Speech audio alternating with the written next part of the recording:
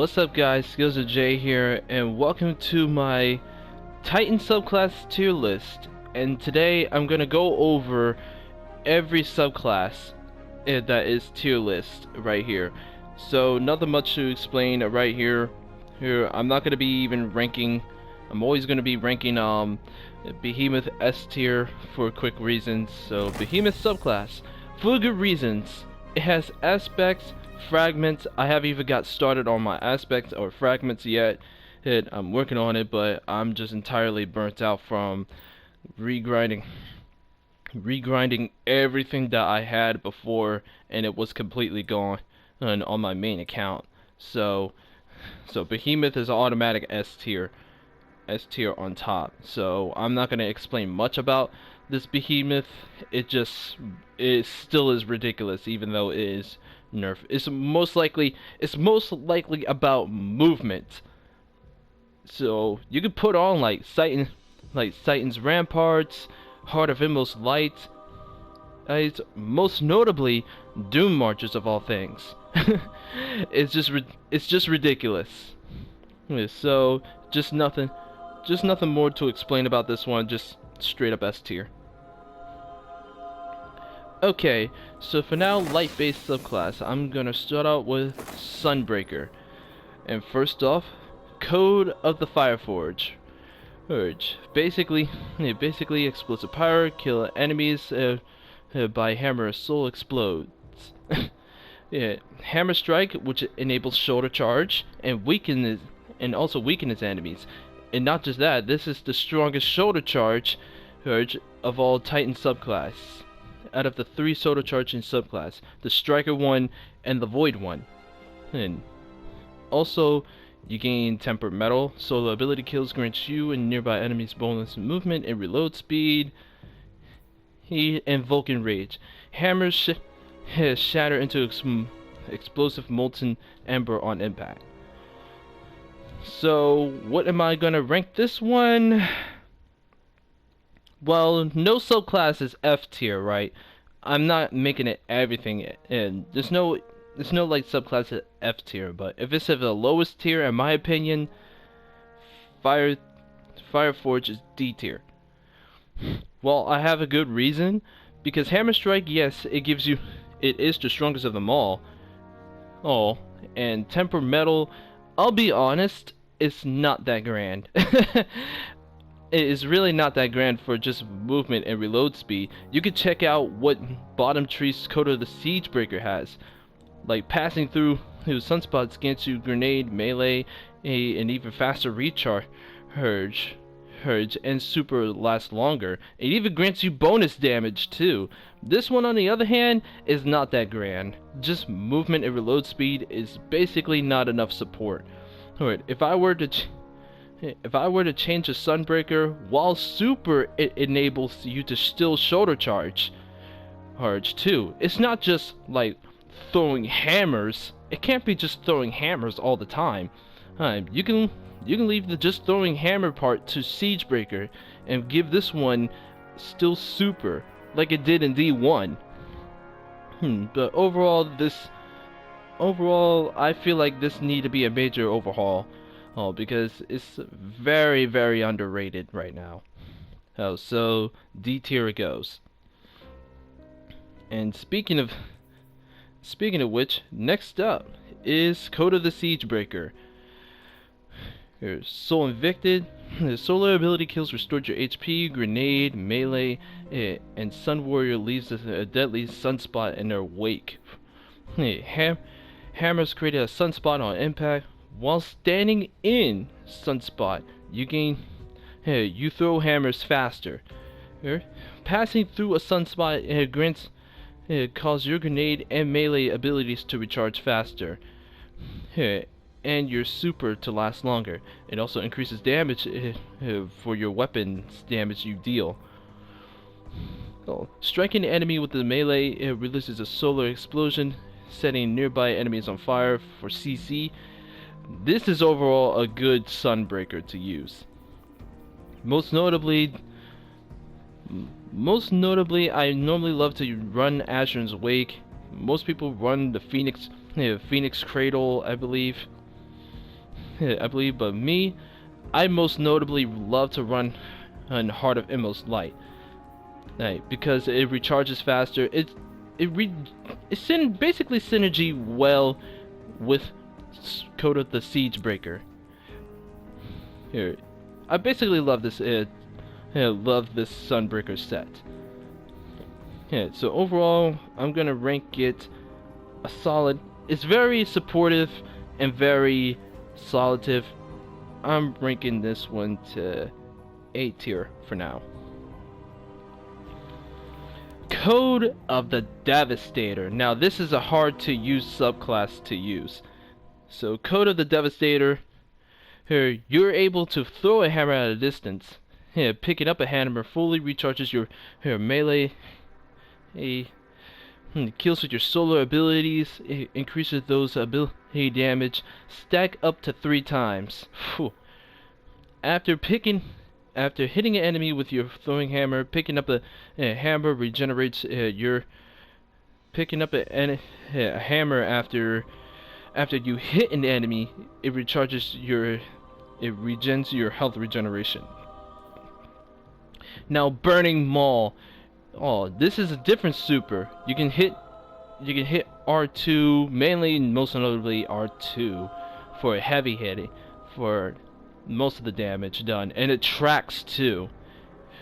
Ooh, basically this is like the strongest Romy super of all Titan class. Yes. So how am I gonna rank it? Overall, A tier, A tier or B tier, but I would say in between. So I'm just gonna rank it. In my opinion, B, yeah, A tier, because it really it is hard to use.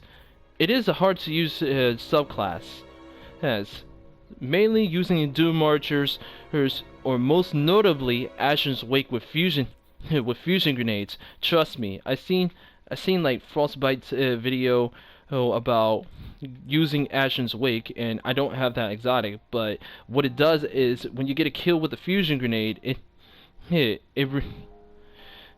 fully recharges your grenade, your fusion grenade. Which means it's synergy well with Roaring Flames. So basically in PvP, one shot, one fusion grenades all day, every day. So I'm just ranking it. I'm ranking the Devastator A tier for now. Oh, right beside Siegebreaker, I would say A tier 2. Next up, Void subclass. Yes. Code of the Commander. Grenade kills recharges your grenade energy. Very good. His second shield. Gain an additional shield. Shield throw charge while Sentinel shield is active. Kills while surrounded by enemies, reduces your cooldown of your super. And basically shield bash. This is basically built-in suppressor. Suppressor shoulder charge. So in PvP, let's just say a Stormcaller coming in your way, you could basically shoulder charge him, and then basically that super is shut down. This is a wonderful. It's very, very wonderful and intellect reliant. Very. It's very good. Basically, it's basically a very good shoulder charge built in, and most notably, I love running Doomfang Pauldron because if you want your super faster, you gain kills by just going through shoulder charge. After a shoulder charge, you gain like greatly boosts your intellect. Super regen, or I'm tongue twisted today, my fault. You gain super regen, and it basically synergy well with Monte Carlo. That basically what it does is an auto rifle that hits with the enemy, regens your melee, Hey, and not just that, gain damage boost on kill. Hell, this is a great. It's a really great. Great Sentinel. So how I'm gonna rank it for aggressor, B tier.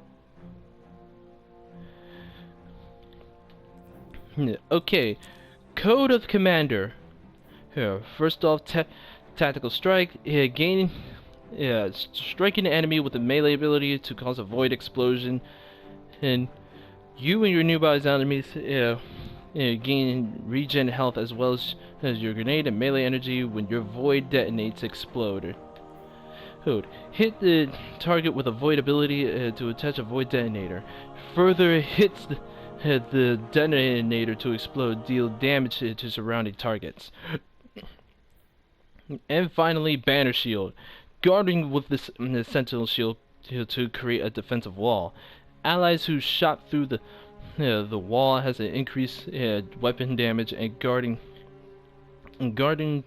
allies makes the shield last longer. Ursa Furiosa. Pre-patch Ursa Furiosa I can remember, but for now it's more of a PvE.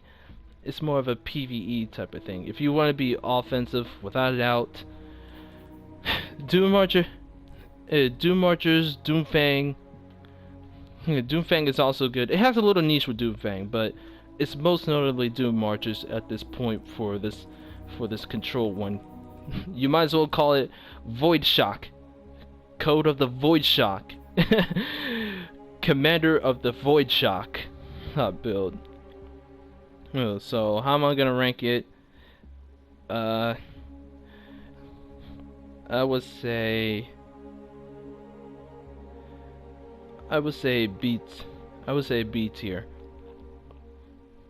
B tier overall. Oh, yeah. The only reason why I say B tier overall, sometimes it doesn't fully block. It doesn't fully block, like it used to fully block Blade Barrage and all that type of stuff when it was too powerful that people spamming Blade Barrages after Blade Barrages back in year 2. Now it almost took out your entire shield. So that's why I put it into the B tier. I want it fully blocked again, but I don't know about it. I don't know about that. Okay. Code of the Protector. This is my favorite. This is also my second best one. You gain Overshield Strike. You gain your Overshield and Defensive Strike lasts longer and gain increased melee damage and reload speed. Defeat the enemy with this melee ability creates an Overshield around you and your nearby allies. Final blows grant melee energy when this overshield is active. Melee kills restores HP, restores health for you and your allies. Now finally, Ward of Dawn. When super is full, you can create an indestructible dome to protect you and your allies. Passing through Ward of Dawn grants you and your allies temporary weapon increased damage. I normally love running this tree with Synthoceps, like I'm wearing right now. Like I could show you. It's buffs melee. It's basically buffs melee and boosts melee range when you're surrounded. And also that, and not just that, it buffs your super too. So I'm ranking this one S tier. S tier for the Protector.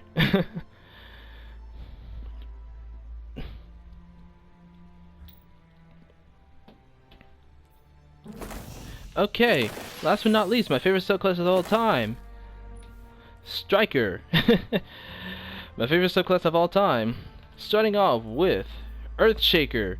Gain an additional grenade charge. Increase the duration of the grenade charge effects. Seismic Strike. After sprinting for a short time, uses melee ability. He to slam to slam your targets into and basically release an arc explosion on hit. I can't read. I'm still am sleepy. Aftershock, dealing damage with your Seismic Strike, recharges your grenade. Terminal Velocity, Fist of Havoc, ground slamming attack. It leaves a damage dealing feeling awake, and deals more damage the longer it's in the air. So basically, if you cast your super, the super does more damage the thinner you're in the air. This is why I most likely use catapult at all times with Titan Striker. The more you're in the air, your Fist of Havoc is gonna cast all the way down to one-shot super. It's very neutral. For PvP, PvP is lightning grenades all day. It's lightning grenades. It's not good in PvE because bigger foe and targets can just slam the lightning grenade off. So bigger targets, but pulse grenade I normally love use it for PvE. PvP, lightning grenades all day, and I've already mastered it. It's even best paired with fastball. But overall, how am I gonna rank this one? A solid B tier, right besides Aggressor. Here, better than Commander, I would say. Better than Code of the Commander, in my opinion.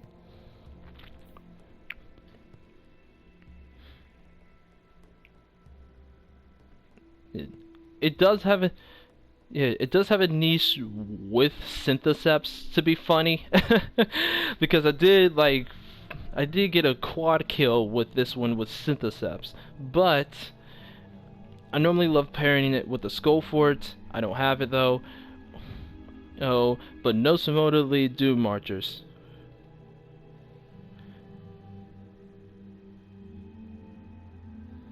I don't know who is calling me. Okay, I got a weird one. Okay, I don't know who was calling me, but I got interrupted. That was strange.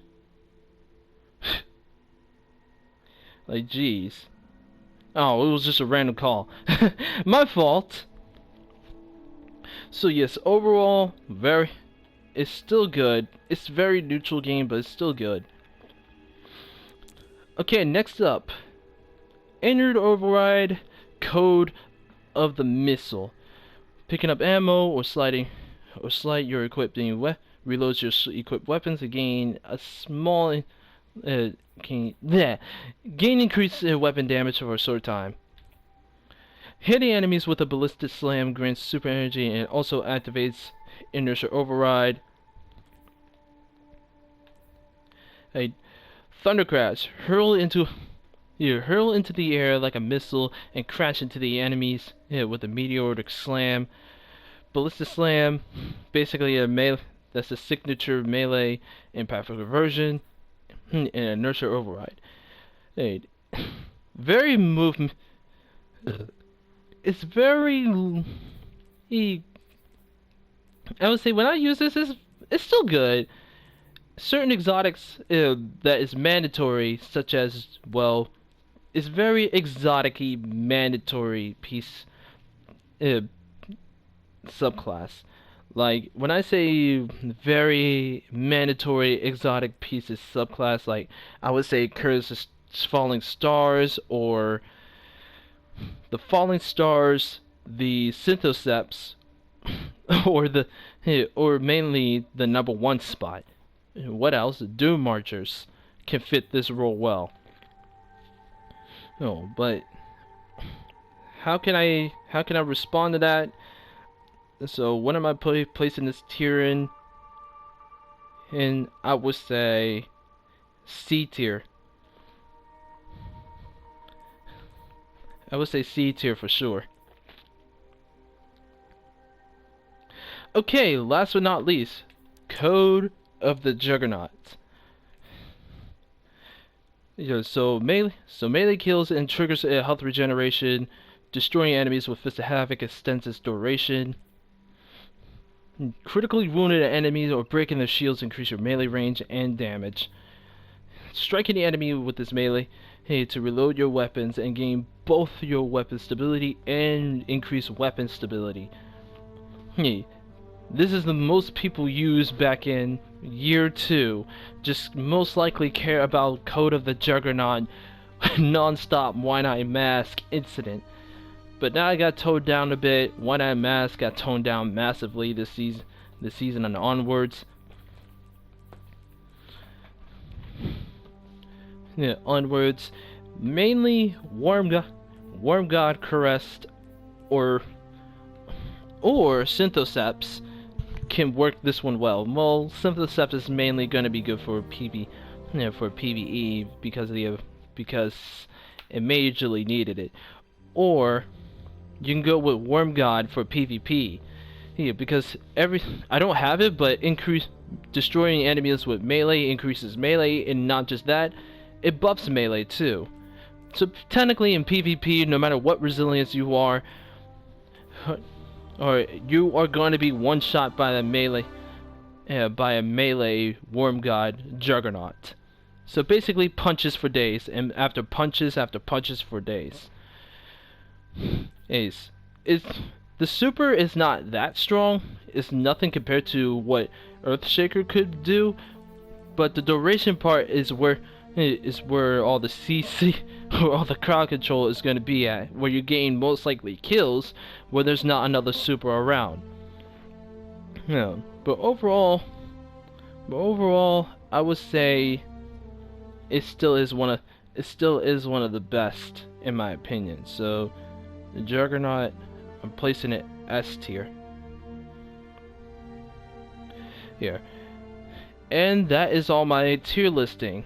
I will see y'all later on.